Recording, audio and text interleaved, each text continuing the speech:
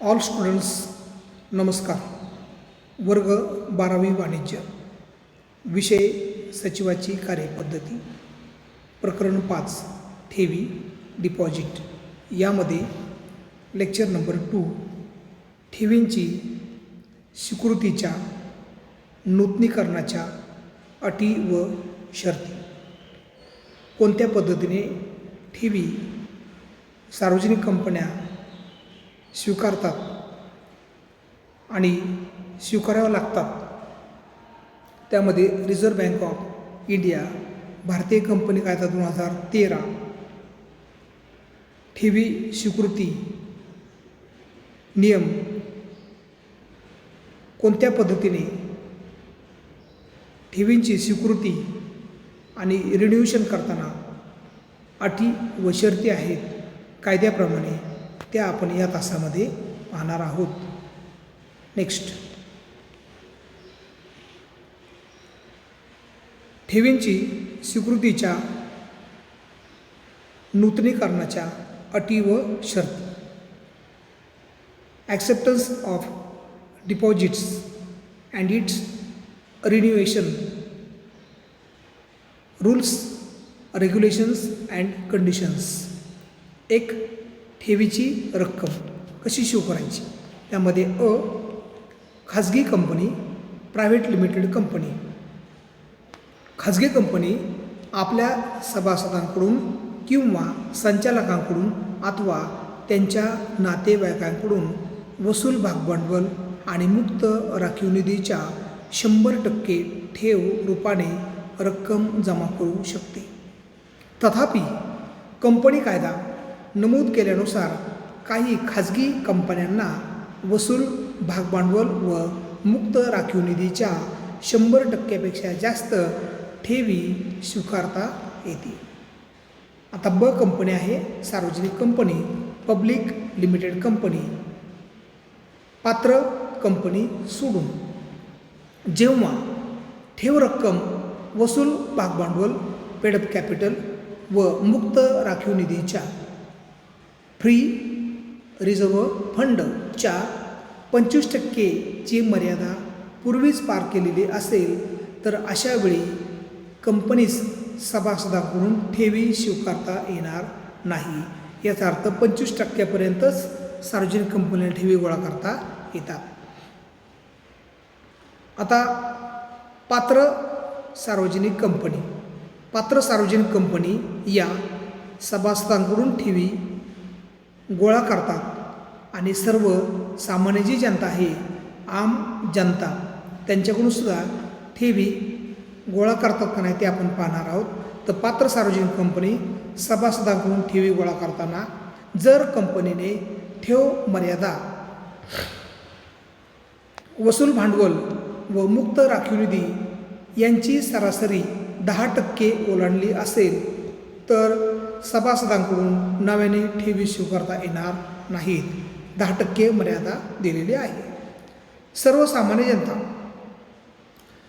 पात्र सार्वजनिक कंपनी, कंपनीने ठेव मर्यादा, वसूल भांडवल, पेडअप कॅपिटल व राखीव निधी, रिझर्व्ह फंड यांची सरासरी 25% इतकी ओलांडली असेल तर जनतेकडून नव्याने ठेवी स्वीकारता येणार नाहीत. याचा अर्थ पात्र सार्वजनिक कंपनीला सभासदांकडून ठेवी गोळा करताना 10%ची मर्यादा दिलेली आहे आणि सर्वसामान्य जनतेकडून 25%ची मर्यादा, ती जर त्यांनी कंडिशन फुलफिल केली तर त्याप्रमाणेच कंपन्यांना ठेवी गोळा करता येतात. नेक्स्ट, आता ड, सरकारी कंपनी. आता सरकारी कंपनी म्हणजे गव्हर्मेंट अंडरटेकिंग्स किंवा गव्हर्मेंट कंपनीज, की ज्या कंपन्यामध्ये सरकारचं भागभांडवल असतं त्याला आपण सरकारी कंपनी असे म्हणतो. सरकारी कंपनी वसूल भागभांडवल, पेडअप शेअर कॅपिटल आणि मुक्त राखीव निधीच्या 35%पेक्षा जास्त रकमेचा ठेवी म्हणून स्वीकार करू शकत नाही.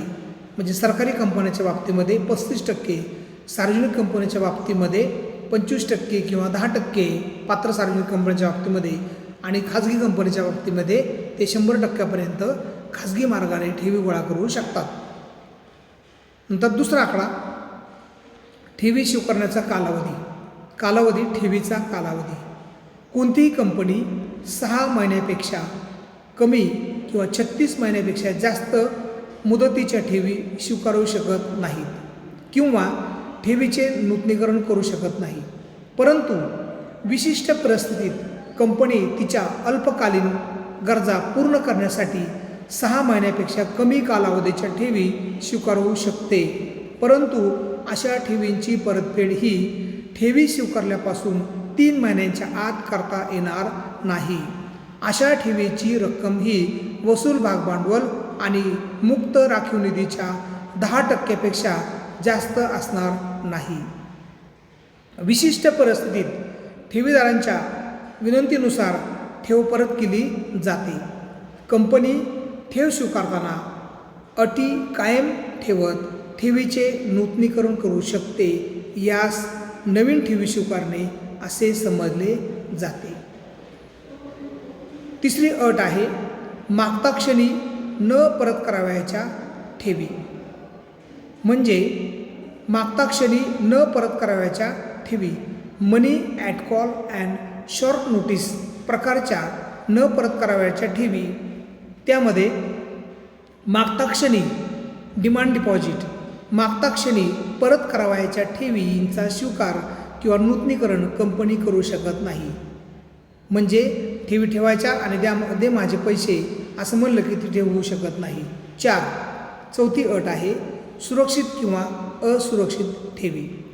ठेव स्वीकारत असताना परिपत्रकात किंवा जाहिरातीत दिलेल्या माहितीनुसार ठेव सुरक्षित किंवा असुरक्षित आहे हे स्पष्ट केलेले असावे, जेणेकरून ठेवीदारांच्या हिताला कोणत्याही प्रकारची बाधा पोचणार नाही हे लक्षात घेतलं पाहिजे. नेक्स्ट, सुरक्षित ठेवीसाठी कंपनी आपल्या मूर्त टँजिबल म्हणजे दृश्य स्वरूपाच्या मालमत्तेवर बोजा निर्माण करते.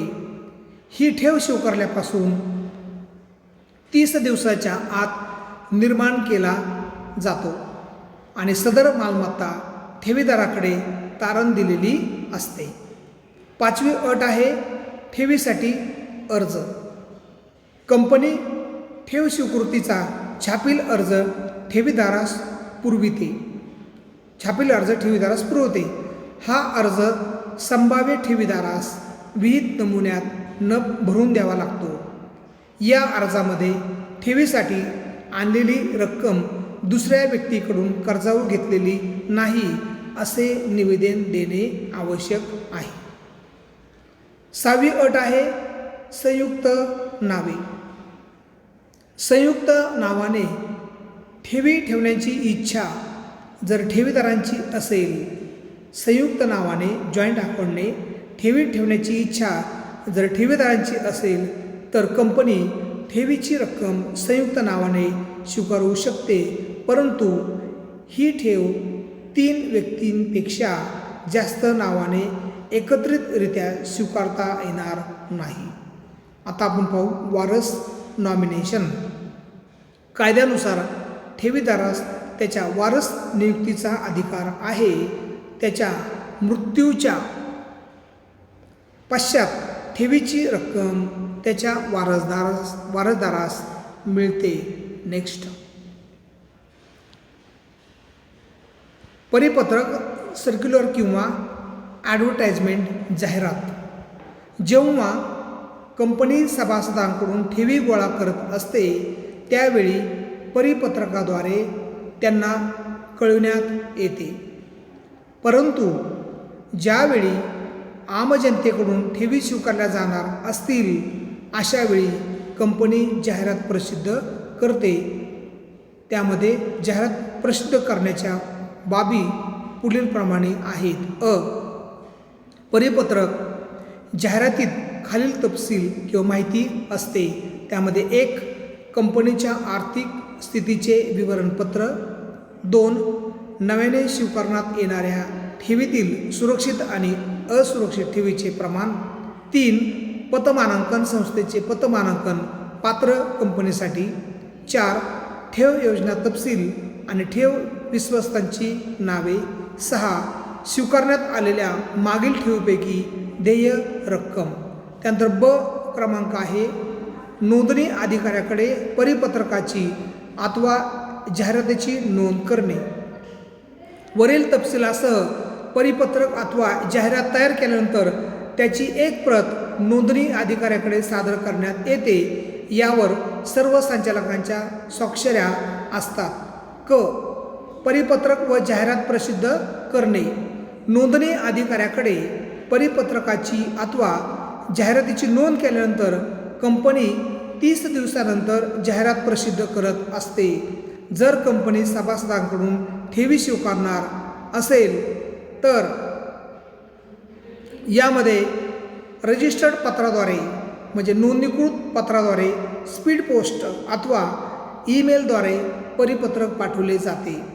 आम जनतेला ठेवी ठेवण्याबाबत आवाहन करावयाचे असल्यास जाहिरात प्रसिद्ध करावी लागते आणि जाहिरात प्रसिद्ध करत असताना देशातील प्रमुख जास्त खप असणारे इंग्रजी वृत्तपत्रातून उदाहरणार्थ times of India, Maharashtra times अशा वृत्तपत्रामधून इंडिया टाइम्स जाहिरात प्रसिद्ध करावी.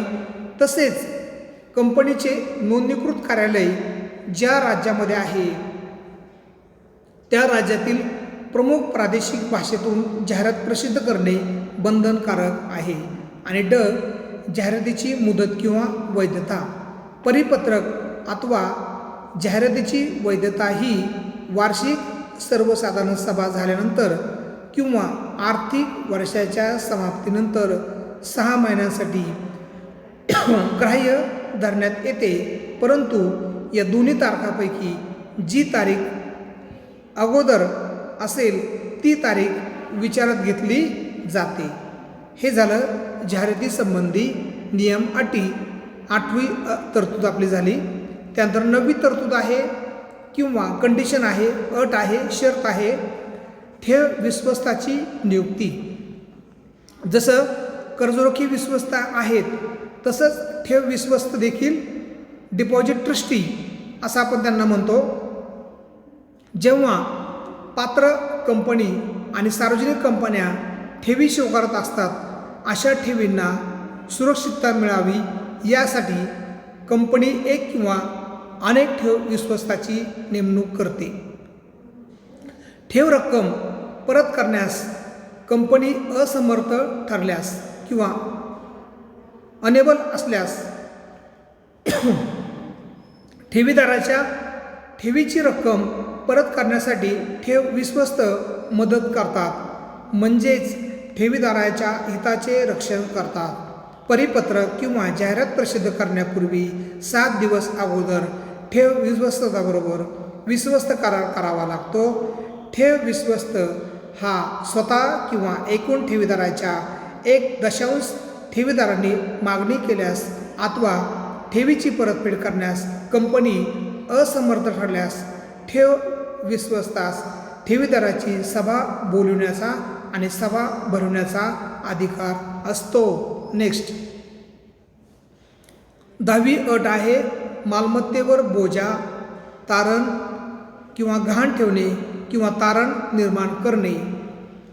ज्यावेळी कंपनी आम जनतेकडून सुरक्षित ठेवी स्वीकारते अशा वेळी कंपनीने ठेव स्वीकारलेल्या तारखेपासून 30 दिवसाच्या आत सुरक्षित ठेव स्वीकारून ठेवलेल्या रकमेपेक्षा कमी नसलेल्या रकमेसाठी तिच्या मूर्त मालमत्तेवर बोजा निर्माण करते. सुरक्षिततेची किमान रक्कम ही ठेव विमाद्वारे समाविष्ट नसलेल्या रकमे इतकी आखली पाहिजे किंवा असली पाहिजे. मालमत्तेवर बोजा हा ठेव विश्वस्ताच्या नावाने निर्माण केला जातो, कारण ठेवीदारांचे हितांचे आर्थिक हितांचे रक्षण करणारा घटक जर असेल तर तो ठेव विश्वस्त असतो. त्यानंतर 11वी अट आहे ठेव विमा, डिपॉझिट इन्शुरन्स. ठेवीबाबतची जाहिरात प्रसिद्ध करण्यापूर्वी 30 दिवस अगोदर विम्याची आवश्यकता भासल्यास कंपनी ठेवीचा विमा घेऊ शकते. जर ठेवीची रक्कम अधिक व्याज यांची एकत्रित बेरीज रुपये 20,000पर्यंत असेल तर त्या रकमेच्या बेरजे एवढा विमा उतरवता येतो. कारण येथे सुद्धा छोटे ठेवीदार आणि मोठे गुंतवणूकदार असू शकतात.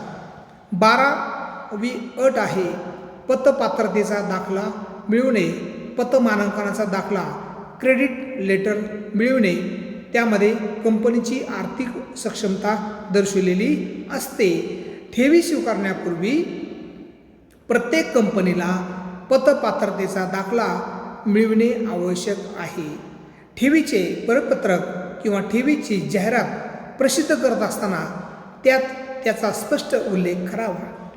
कंपनीची निव्वळ संपत्ती, आर्थिक स्थिती, ठेव रक्कम, वेळेत परत करण्याची क्षमता इत्यादीनुसार कंपनीला पतमानांकन दिले जाते. कंपनीला पतपात्रता दाखला दरवर्षी ठेवी स्वीकारण्यापूर्वी घेणे बंधनकारक आहे. नेक्स्ट 13वी अट आहे ठेव परतफेड राखीव निधी खाते उघडणे. ठेव रक्कम स्वीकारणाऱ्या प्रत्येक कंपनीस ठेवीची रक्कम परत करण्यासाठी सूचित बँकेत स्वतंत्र ठेव परतफेड राखीव निधी खाते उघडावे लागते. या खात्यात त्या आर्थिक वर्षात परतफेड करावयाच्या एकूण ठेवीच्या 15% रक्कम दरवर्षी 30 एप्रिल किंवा त्यापूर्वी वर्ग करणे बंधनकारक आहे. खात्यातील रकमेचा विनियोग केवळ ठेवींची परतफेड करण्यासाठीच केला जातो. आता आपण पाहणार आहोत सूचित बँक म्हणजे काय, लिस्टेड बँक म्हणजे काय. सूचित बँक म्हणजे RBI ॲक्ट 1934च्या परिशिष्ट 2 मध्ये ज्या बँकांचा समावेश करण्यात येतो अशा बँकांना सूचित बँका असे म्हणतात. शेड्यूल बँका असे म्हणतात. या बँका रिझर्व्ह बँक ऑफ इंडिया याने निश्चित केलेल्या कसोट्यांची पूर्तता करतात व त्यांना रिझर्व्ह बँकेच्या काही सुविधा मिळतात. उदाहरणार्थ सूचित बँकांची यादी SBI, state bank of India, bank of India, Dena bank, आता तिचं रूपांतर झालेलं आहे. त्यानंतर एक टीप आपणासाठी आहे. मुद्दा क्रमांक 8A आणि B, 10 आणि 13 हे खाजगी कंपनीस लागू होत नाहीत, कारण ही कंपनी पूर्ण वसूल भागभांडवल आणि मुक्त राखीव निधीच्या 100%पेक्षा जास्त सभासदांकडून ठेवी स्वीकारू शकत नाहीत असं यामध्ये आहे. 14वी तरतूद सांगितलेली आहे ठेव पावती. ठेवीदारांकडून ठेवीची रक्कम प्राप्त झाल्यापासून किंवा धनादेशाचे शोधन झाल्यापासून डिपॉझिट रिसिप्ट 21 दिवसाच्या आत ठेव पावती ठेवीदारास दिली पाहिजे. या पावतीत ठेवीदाराचे नाव, पत्ता, ठेवीची रक्कम, व्याजदर, ठेवीचा परतफेड दिनांक इत्यादी तपशील नोंदवण्यात येतो. या पावतीवर संचालक मंडळाने ज्या अधिकाऱ्यास स्वाक्षरी करण्याचा अधिकार दिलेला आहे त्याची स्वाक्षरी व कंपनीचा शिक्का उमटविण्यात येतो. 15. ठेवीची नोंदवही.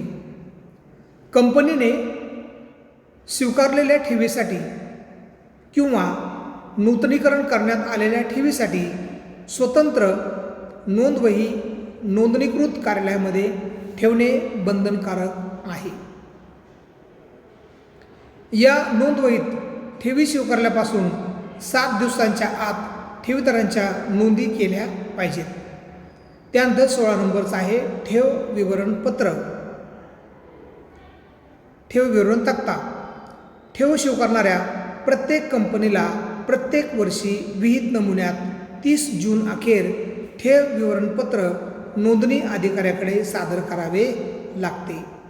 या विवरणपत्रात 31 मार्च अखेरच्या ठेवीच्या सर्व नोंदी करण्यात येतात. 17वी अट आहे व्याज. ठेवीची परतफेड ही ठेव मुदत संपण्या अगोदर केले जात असेल तर अशा वेळी RBIने निश्चित केलेल्या व्याजदरापेक्षा 1% व्याजदर कमी करण्यात येते. त्याचप्रमाणे ठेवीची मुदत संपलेली आहे व ठेवीदाराने ठेवीच्या रकमेची मागणी कंपनीकडे केली आहे, परंतु कंपनीची परतफेड केली नसेल तर अशा थकीत ठेवीवर कंपनीस दंडासह 18% दराने ठेव परतफेड करण्याच्या तारखेपर्यंत व्याज द्यावे लागते. 18वी अट आहे अटी व शर्तीमध्ये बदल करण्याचा अधिकार. कंपनी प्रत्यक्ष किंवा अप्रत्यक्षरित्या ठेवी स्वीकारण्याच्या किंवा परतफेडीच्या अटी आणि शर्तीमध्ये कोणताही बदल करू शकत नाही. ठेव विश्वस्त करार आणि ठेव विमा करारानुसार ठेव स्वीकारण्याबाबतचे परिपत्रक किंवा जाहिरात प्रसिद्ध केल्यानंतरच कंपनीकडून ठेवीचा स्वीकार करण्यात येतो. 19वी अट आहे आर्थिक विवरणाबाबत खुलासा करणे. जर कंपनीस ठेवी या संचालकांकडून प्राप्त झाल्या असतील तर त्याबाबतचा खुलासा माहिती आर्थिक विवरणपत्रात करावा लागतो. जर कंपनी खाजगी असेल आणि तिच्या संचालकांनी नातेवाईकाकडून ठेव स्वीकारलेली असेल तरीही त्याची माहिती विवरणपत्रात स्पष्ट करणे बंधनकारक आहे. 20वी तरतूद आहे शिक्षा, कारवाई, पेनाल्टी किंवा फाईन. कंपनीच्या अधिकाऱ्याने कंपनी कायद्यातील तरतुदींचे ठेवी स्वीकारण्याबाबत उल्लंघन केल्यास आणि ती दोषी आढळल्यास शिक्षेस पात्र ठरतो. महाराष्ट्र सरकारने गुंतवणूकदाराच्या हिताचे संरक्षण करण्यासाठी ठेवीदार संरक्षण कायदा 1999 हा संमत केला आहे. या कायद्याचे कंपनीने उल्लंघन केल्यास ती शिक्षेस पात्र ठरवू शकते. आपण अधिक माहिती घेऊया. अधिक माहितीसाठी कर्ज आणि ठेवी यातील फरक. कर्ज म्हणजे मागता क्षणी किंवा लवकरात लवकर परत करण्याच्या अटीवर कंपनीने कर्जावर घेतलेली रक्कम आणि ठेवी म्हणजे ठराविक मुदतीनंतर परतफेडीच्या अटीवर स्वीकारलेली कोणतीही रक्कम होय. अशा पद्धतीने आपण जो आपला मेन प्रश्न होतो ठेव म्हणजे काय आणि ठेव स्वीकारताना ठेवींची स्वीकृतीच्या आणि नूतनीकरणाच्या अटी व शर्ती 8 मार्कासाठीचा हा प्रश्न आहे आणि यामध्ये आपण 20 मुद्द्यांचा अभ्यास केलेला आहे. त्यामध्ये 1 ठेवींची रक्कम, नंतर 2 कालावधी, ठेवीचा कालावधी, 3 मागता क्षणी न परत करावयाच्या ठेवी, 4 सुरक्षित किंवा असुरक्षित ठेवी, 5 ठेवीसाठी अर्ज, 6 संयुक्त नावे, 7 वारस, 8 परिपत्रक किंवा जाहिरात, 9